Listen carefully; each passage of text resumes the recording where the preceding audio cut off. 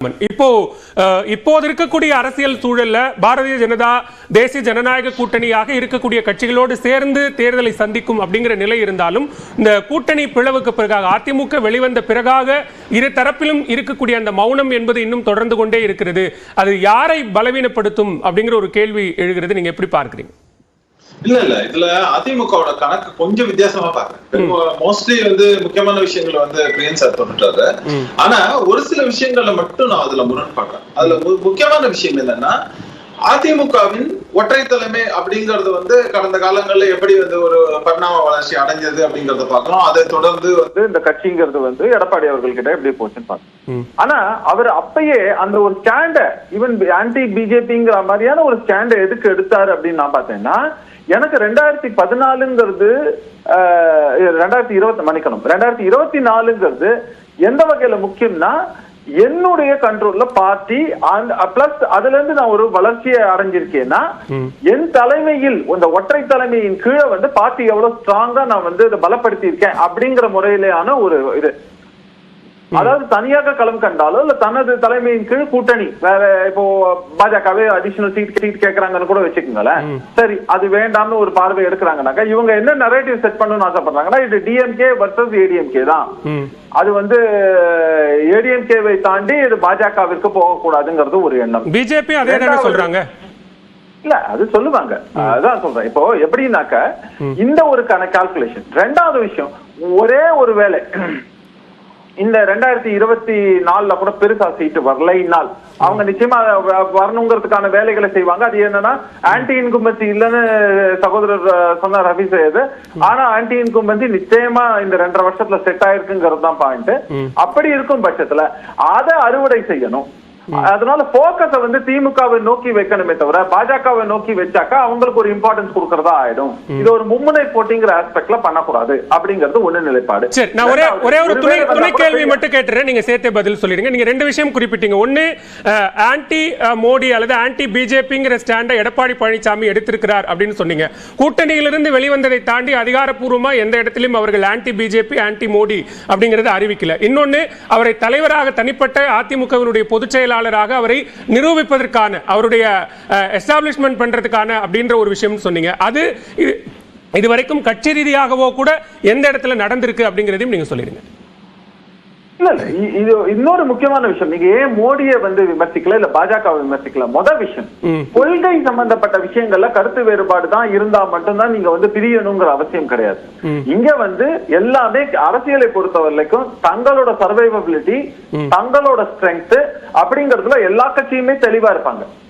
இப்ப ஒரே ஒரு விஷயம் சொல்றேன், காங்கிரசுக்கு சுத்தமா எந்த பலமும் இல்ல, அவங்களுக்கு எந்த ஒரு எதிர்காலமும் இல்லைன்னு சொன்னா திமுகவே காங்கிரஸை கழட்டி விட தேங்க மாட்டாங்க. ஆனா இங்க ஒரு சேலஞ்ச் பண்றாங்க அப்படின்னாக்க, அது மாதிரி ஒவ்வொரு ஓட்டும் முக்கியம்னு ஒரு பக்கம் நினைத்தால் கூட இன்னொரு பக்கம் தங்களுடைய முக்கியத்துவம் குறைந்து விடக்கூடாதுங்கிறதுல ரொம்ப தெளிவா இருப்பாங்கிறதையும் நீங்க ஞாபகம் வச்சுக்கணும். சரி, அந்த முக்கியத்துவம் இல்ல, அந்த முக்கியத்துவத்தை தான் ரொம்ப டிஃபைனான ஒரு வேர்ட்ல பிரியன் சொன்னாரு, போக்கஸ்ங்கிற ஒரு விஷயம். நீங்க தேர்தல் வியூகம் அப்படின்னு வந்தா அது பாராளுமன்ற தேர்தலுக்கு ஒன்றாகும், சட்டமன்ற தேர்தலுக்கு ஒன்றாகும் இருக்கும்போது, பாராளுமன்ற தேர்தலில் பிரதமர்ங்கிறவரே முக்கியம் இல்ல, பிரதமரை யார் என்பதை மக்கள் பார்க்க மாட்டார்கள் அப்படின்னு சொன்ன அப்புறம் பாராளுமன்ற தேர்தல் குறித்து உங்களோட போக்கஸ் என்ன அப்படிங்கிற கேள்வி வரலையா? இல்ல நீங்க அங்கதான் தப்பு பண்றீங்க. இப்போ அதிமுக பாஜக பிரிந்து இருந்தால் கூட நான் உங்களுக்கு ஒரு உதாரணம் சொல்றேன். எத்தனை தொகுதியில எப்படி போட்டியிட போறாங்கிறத நீங்க பார்க்க போறீங்க. ஆனா மோடியோடைய சப்போர்ட்டர்ஸ் கூட ஒரு சில இடங்கள்ல ஒருவேளை பாஜகவே நிக்கலன்னு வைங்க, அந்த இடத்துல அதிமுகவிற்காக ஓட்டு போடுவதற்கான வாய்ப்பு இருக்கு. அங்க அதிமுக கேண்டிடேட் ஸ்ட்ராங்கா இருந்தாங்கன்னா இப்ப நீங்க கிரிட்டிசைஸ் பண்றது மூலமா அதையும் இழக்க வேண்டாம். இன்னொரு பக்கம் சிறுபான்மை மக்கள் அப்படிங்கிற விவகாரம், அவர்கள் நலன் அப்படிங்கறது பேசுறாங்கன்னாக்க அவங்க அந்த சமயத்துல அதுக்குதான் எஸ்டிபிஐ போன்ற கட்சியை உள்ள கொண்டு வந்திருக்காங்க. சோ அதுவும் ஒரு கணக்கு. அத மூணாவது என்னன்னா, ஷார்பனிங் தி ஃபோக்கஸ். அதாவது எப்படின்னாக்க டிஎம்கே வர்சஸ் ஏடிஎம்கே அந்த நரேட்டிவ்ல தான் இந்த தேர்தலை சந்திக்கணும் இப்படிங்கறத பாக்குறாங்க. இந்த மாதிரி பல்முனை இதுல வந்து திட்டத்தின் அடிப்படையில தான் வந்து இவங்க இதை எல்லாமே பண்றாங்க. இதுல ஒவ்வொன்றுலயும் ஒவ்வொரு கருத்தையும் வந்து எதிர்க்கணும், பாஜகவை கடுமையா விமர்சிக்கணும் அப்படின்னு. சரி, பாஜக வந்து அதிமுக செய்யணுங்கிற அவசியம் இல்ல. அப்படி இருந்ததுன்னா அப்ப என்ன ஐஎன்டிஏ கூட்டணியில வந்து திமுக அதிமுக நினைச்சுக்க போறாங்களா என்ன? அதனால நீங்க பண்ற வேலையெல்லாம் அவங்களும் பண்ணணும் அப்படின்னு எப்படி எதிர்பார்க்கறீங்கிறது தான் இல்ல இல்ல. அது அப்ப பாஜக காக்கிற மௌனத்துக்கான அர்த்தம் என்ன? தேசிய அளவுல கூட இன்னும் இதுவரைக்கும் கூட்டணியிலிருந்து அதிமுக அதிகாரப்பூர்வமா விலகிருச்சுங்கிறத எந்த இடத்திலும் இன்னும் சொல்லாம பதிவு செய்யாம இருக்காங்களே, அந்த மௌனத்துக்கான காரணம் என்ன? இல்ல, அவங்களும் என்ன நினைக்கிறாங்க அப்படின்னாக்கா, மேபி நான் என்ன தெரியுமா சொல்றேன், ஒரு பல இடங்கள்ல பல கட்சிகள் பாஜகவில இருந்து நீங்க கூட்டணியில இருந்து வெளில போயிட்டாங்க என்ன வேணா சொல்லுங்க, அவங்களுடைய நிலைப்பாடு ஒன்னே ஒண்ணுதான். ஒருவேளை தேவைப்பட்டாக்க போஸ்ட் போல் அலையன்ஸ் வரதுக்கான தயாரா இருக்கலாம்ங்கிறது பல கட்சிகளுக்கு ஒண்ணு. ரெண்டாவது முக்கியமான விஷயம் வந்து இது மட்டும் இல்லாமல் இந்த நேரத்துல பாஜக தங்களோட இம்பார்ட்டன்ஸ் இப்ப நீங்க அதிமுகவை நோக்கி அவங்களுடைய சண்டை இருக்குமானால், இப்ப இவங்க ரெண்டு பேருக்கும் காமன் எனிமிங்கிறது திமுகவும் ஐஎன்டிஏ அலையன்ஸும். இப்ப இந்த ஐஎன்டிஏ அலையன்ஸ் போக்கஸ் இல்லாம அதிமுக வர்சஸ் பாஜக, அதிமுக வர்சஸ் பாஜகங்கிற ஒரு நெரேட்டிவ் வந்து இங்க ஃபீல்ட்ல செட் ஆயிடக்கூடாது. அதை விட போக்கஸ்ங்கிறது ஆன்டி டிஎம்கே கொண்டு போவோம். இதுல நம்ம யார் வெற்றி பெறுறோம்ங்கிறத பாக்குறோம். அதுல வந்து அவங்கவுங்க வெற்றி அவங்கவுங்களுக்குங்கிற ரேஞ்சில அவங்க போட்டிடுறாங்கிறது கூட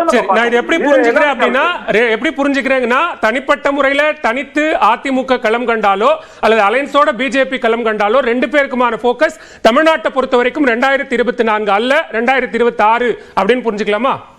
இல்ல இல்ல இல்ல, பாஜகவிற்கு போக்கஸ் 2024, அதிமுகவிற்கும் 2024 முக்கியம். ஆனா அதை விட போக்கஸ் அவங்களுடைய அடுத்த கட்டமான 2026. ஏன்னா அதனாலதான் பாருங்க, தேசிய கட்சிங்கிறத விட அவங்களுக்கு மாநிலத்துல தங்கள் பொசிஷனை ஸ்ட்ரெங்தன் பண்ணி கொண்டால் மட்டும்தான் அடுத்த 2 வருஷத்துல சந்திக்கக்கூடிய சட்டசபை தேர்தல்ங்கிறதுல தாங்கள் திரும்பவும் திமுகவோட இது இல்லாம தங்களுடைய ஆட்சி திரும்ப அமையும் அப்படிங்கிற மாதிரியான ஒரு டைரக்ஷன்ல அவங்க பயணிக்கிறாங்கன்னு நீங்க பார்க்கணும். சரி, திரு சேதுராமன் பேசலாம். திரு அக்னீஸ்வரன், இப்போ இங்க களம் என்னவா இருக்கு அப்படிங்கிறது கள யதார்த்தத்தின் அடிப்படையில் பார்க்க வேண்டிய ஒன்று. நம்ம அதிமுகவிலிருந்து திரு எடப்பாடி பழனிசாமி பேசுவதோ அல்லது பாஜகவை அல்லது கூட்டணி கட்சிகள் இருக்கக்கூடிய கட்சிகள் பேசுறதோ கூட என்ன சொல்றாங்கன்னா, நம்ம தேர்தல் வரட்டும், தேர்தல் வரும்போது கூட்டணி தொடர்பான பேச்சுவார்த்தைகள்லாம் ஆரம்பிச்சா அதுக்கான விஷயங்கள் நடந்துரும் அப்படிங்கிறாங்க. கூட்டணியிலிருந்து வெளிவந்த இத்தனை மாதங்கள் ஆகிறது, ஆனா அதிமுகவுக்கு நாங்கள் ஆதரவு கொடுக்கிறோம் அப்படின்னு அதிகாரப்பூர்வமாக இன்னும் கூட்டணியிலேயே இடம்பெற்றிருந்த ஒரு கட்சி கூட சொல்லல அப்படின்னா அதற்கான காரணம் என்ன? அதை எப்படி புரிஞ்சுக்கலாம்? இல்ல, இப்ப தேர்தல் வந்து இப்ப என்ன தேதி அறிவிச்சாச்சா? இல்லையே, இன்னும் ஒரு 4 மாத காலம் 6 மாத காலம் இருக்கத்தானே செய்யுது. ஆகையினால இந்த 2023 2016 செல்வி ஜெயலலிதா இறக்கிற போது இந்த கட்சிக்கு இத்தனை கட்சிகள் உருவாகும், இத்தனை தலைவர்கள் வருவார்கள், இதெல்லாம் உச்சநீதிமன்றம் மாநில உயர்நீதிமன்றம் வரைக்கும் போய் இப்படி ஒரு பொதுச் செயலாளரை சட்ட சிக்கலுக்கு பிறகு தேர்தல் நடந்துதான் பொதுக்குழு மூலம் தீர்மானிக்கும். அதிமுக சந்திக்காத பிரச்சனைகள் ஒன்றும் இது அல்ல. ஏற்கனவே எல்லாம் சந்தித்த பிரச்சனைகளினுடைய வேறு வடிவம் தான் இப்ப அதிமுக சந்திக்கிற பிரச்சனை. நம்ம அப்படி சொல்ல முடியாது. புரட்சி தலைவர் எம்ஜிஆர் பொன்மனச்செம்மல் இந்த இயக்கத்தை ஆரம்பிக்கிற போது அவருக்கு சந்தித்த 36 பொதுக்குழு உறுப்பினர்களை 26 பேரை வச்சு 31 பொதுக்குழு உறுப்பினர்களை 26 பேரை வச்சு கலைஞர் கருணாநிதி தூக்கி போட்ட போது அவர் வந்து சந்திச்சார். ஏன்னா திமுகவுக்கு தன்னுடைய உதரத்தெல்லாம் கொடுத்துட்டு தூக்கி போடும்போது அவருக்கு சந்திச்ச அனுபவம் இருக்கிறது. அதே மாதிரி புரட்சி தலைவர் கூட இருந்து படம் நடித்து கட்சியில் அரசியல் பயணம் செய்ததனால் செல்வி ஜெயலலிதாவுக்கு அந்த அனுபவம் இருந்தது. 89 சரி 96 போட்டி பொதுக்குழு திருநாவுக்கரசு நடத்திய போதும் சரி. ஆனால் முன் உதாரணம் முன் அனுபவம் ஏதுமின்றி ஒரே கட்சியில் பயணப்பட்ட அந்த அனுபவத்தை தவிர ஒரு விவசாயியாக பிறந்து திரு எடப்பாடி பழனிசாமி ஒரே கட்சியில் இருந்து இன்னைக்கு அந்த கிளைக்கழக செயலர் வந்து பொதுச் செயலராக இருக்கிறார். அவருக்கு அனுபவம் புதிது தானே, இது ஒண்ணு. ஆகையினால ஒரு கட்சி ஒரு பொதுச் செயலாளர் என்கிற ஒரு பெரிய ஆளுமையை இழந்ததற்கு பிறகு இன்னைக்கு ஒருமுகமாக ஒரு கட்சி ஒரு பொதுக்குழுவை நடத்தி ரொம்ப ரொம்ப சிம்பிளா எடை போட்டீங்களா? 8 தேர்தல்களை சந்திக்கிறாரு. சட்டமன்ற தேர்தல், உள்ளாட்சி தேர்தல், நகரமன்ற தேர்தல் என 8 தேர்தல்களை சந்திக்கிறாரு. இத்தனை பொதுக்குழு நடந்திருக்கு. இடைப்பட்ட காலங்களில் பல்வேறு அரசியல் மாற்றங்கள் நடந்திருக்கிறது. அதற்கு எல்லாத்துக்கும் விமர்சனங்களோ பதிலடியோ கொடுத்திருக்கிறார்கள், பேசியிருக்கிறார்கள். அவர் ரொம்ப குறைச்சி எடை போடுறோமா? அப்படி கிடையாது. 8 இதுல தேர்தல் நடந்திருக்குது அப்படின்னா நடக்கத்தான் செய்யும் ஜனநாயக நாட்டுல. ஆனால் அதில் 7 தேர்தலில் ஒருங்கிணைப்பாளராக இருந்தவருக்கும் பொறுப்பு தானே. பழி அவர் கிடையாது. பொறுப்பு கொடுத்தா மட்டும் வாங்கிக்கிறீங்களா? தோல்வி நீங்க திரு எடப்பாடி பழனிசாமி வச்சிருக்கீங்களா? ஆனால் தனியா வந்ததற்கு பிறகு இடையூட்டு சின்னங்களும் சின்னத்தை இழந்து நின்ற நிலையில் இன்னைக்கு ஈரோடு இடைத்தேர்தல் 45,000 வாக்குகள் அடிப்படை வாக்குகள் 25% அதிமுக வாங்குச்சுல. திரு எடப்பாடி பழனிசாமி அவர்களுடைய சாதுரியத்தால் 7.5 மட்டுமல்ல இடையூட்டு சின்னம் மூலம் சின்னத்தை பெற்று கூட்டு பொறுப்பு இருக்குல்ல. அப்ப கூட்டு பொறுப்பு இருக்குல்ல. நீங்க அவர் புதியவர்னு அவரை விட்டுட்டு கடந்து போயிட முடியாதுல்ல. அவருக்கு முன்னாள் முதலமைச்சராக இருந்திருக்கிறார். அவருக்கான அந்த கூட்டு பொறுப்பு இருக்கு. இப்ப எதிர்க்கட்சி தலைவராக இருக்கிறாரு. கட்சியினுடைய பொதுச் செயலாளரா அதிகாரப்பூர்வமா சட்ட போராட்டம் நடத்தி வெற்றி அடைந்திருக்கிறார். அப்ப அவருக்கு அந்த கூட்டு பொறுப்பு இருக்குன்னு தானே அர்த்தம்? இல்ல நான் என்ன கேட்கிறேன், கட்சிக்கு தலைமை இந்த 2 நாடாளுமன்ற உறுப்பினர்களை கொண்டு வந்ததுக்கு என்ன சிக்கல் வந்துச்சு? ஏன் திரு சி.வி. சண்முகம் நாடாளுமன்ற உறுப்பினர், அது மாதிரி ராமநாதபுரம் தர்மர், இவங்க 2 பேரையும் போடுவதற்கு எவ்வளவு நாட்கள் ஆயிடுச்சு? அதைத்தானே மாதவரமூர்த்தி பொதுக்குழுல கேட்டதுனால தானே இது வந்துச்சு. அதனால அதுக்கு உட்கட்சி விவகாரம், அது ஜனநாயக ரீதியாக எடுக்கப்பட்ட முடிவு. இப்ப நம்ம இங்க வந்துருமே, நம்முடைய மருத்துவர் நம்ம நண்பர் சொல்றாரு கூட்டணி பலம் தான் அப்படிங்கிறார். திமுக கூட்டணி பலமா இருக்கிறது. ஆனா மக்கள் எப்படி பலமா இருக்கிறாங்களா? 2.5 வருஷ காலம் உங்களால எப்படி பாதிக்கப்பட்டிருக்கிறாங்க அப்படின்றது நீங்கள் ஆட்சிக்கு வந்ததற்கு பிறகு 1000 ரூபாய் உரிமை தொகையிலிருந்து மிக்ஸாம் புயல்ல இருந்து 4000 கோடி எப்படி செலவழிச்சீங்கன்னு வெள்ளையறிக்கை கேட்ட திரு எடப்பாடி பழனிசாமி அவர்களுக்கு எத்தனை பேர் இந்த 8 மாவட்டத்தில் தூத்துக்குடியிலிருந்து கன்னியாகுமரி இந்த நம்ம சென்னை வரைக்கும் 8 மாவட்டத்தில் எத்தனை பேர் செத்தாங்கன்றத இதுவரைக்கும் இன்னும் தெளிவுபடுத்தப்படாமல் இருக்கிறது. இதே அரங்கில நம்ம பல தலைப்புகள்ல அதை நிறைய விவாதிச்சிட்டோம். அவங்க பதில் சொல்லி இருக்காங்க. அவர் என்ன சொல்றாருன்னா, அந்த 2.5 ஆண்டு கால அரசின் மீதான அதிருப்தி என்கிற ஒன்று இல்லை. அப்படியான ஒரு பிம்பம் எதிர்க்கட்சிகளால் கட்டமைக்கப்பட்டால் அது களத்தில் எடுபடாதுங்கிறாரு. அதேதான் நானும் சொல்றேன். பாரதிய ஜனதா கூட்டணியிலிருந்து வெளியேறியதற்கு பிறகு, அதிமுக வெளியேறியதற்கு பிறகு அதே பிம்பத்தை கட்டமைப்பதற்கு, ஏன்னா இந்த ஜெயிச்சவங்க என்னைக்கு தோக்க ஆசைப்பட மாட்டாங்க. உள்ளாட்சி தேர்தல் வெற்றி, சட்டமன்ற தேர்தல் வெற்றி, நாடாளுமன்ற தேர்தல் வெற்றி எதன் காரணமானா மோடி எதிர்ப்பு ஒன்றுதான். ஆனால் அதிமுக பாஜகவோட இருந்ததனால அந்த எதிர்ப்பை அவர்கள் அறுவடை செய்ய முடியாமல் தவித்தனர். அதனால் இன்னைக்கு வெளியேறினதுக்கு பிறகு ஆகா தென்கூட்ல கையை வச்சுட்டாங்களே, நாம லோக்கல்லி நம்ம ஆட்சியிலே மக்கள்கிட்ட நல்ல பேர் இல்லையே, அதனால கூட்டணி விட்டு வெளியேறிட்டாங்களே, இன்னைக்கு இஸ்லாமிய வாக்குகள் அங்க போயிருவேன் அப்படின்னு சொல்லி அவர்கள் இருக்கக்கூடிய பயம், பதட்டம். அதிமுக பாஜக கூட்டணியிலிருந்து வெளிவந்த பிறகாக அதிமுக சொன்ன காரணம் என்கிறது கட்சி அதிகாரப்பூர்வமா செயற்குழுவோ பொதுக்குழுவோ எடுத்த முடிவுன்னு சொல்லல, தொண்டர்கள் எடுத்த முடிவு அப்படின்னாங்க. அப்ப தொண்டர்கள் பாரதிய ஜனதாவுடன் இருக்க வேண்டாம் அப்படின்னு சொன்னா அதுக்கு காரணம் என்ன? அது வேற ஏதாவது பேர் வைக்கணுமா நமக்கு? அது ஆன்டி பிஜேபி, ஆன்டி மோடி அப்படின்னு அதை எடுத்துக்க கூடாதா?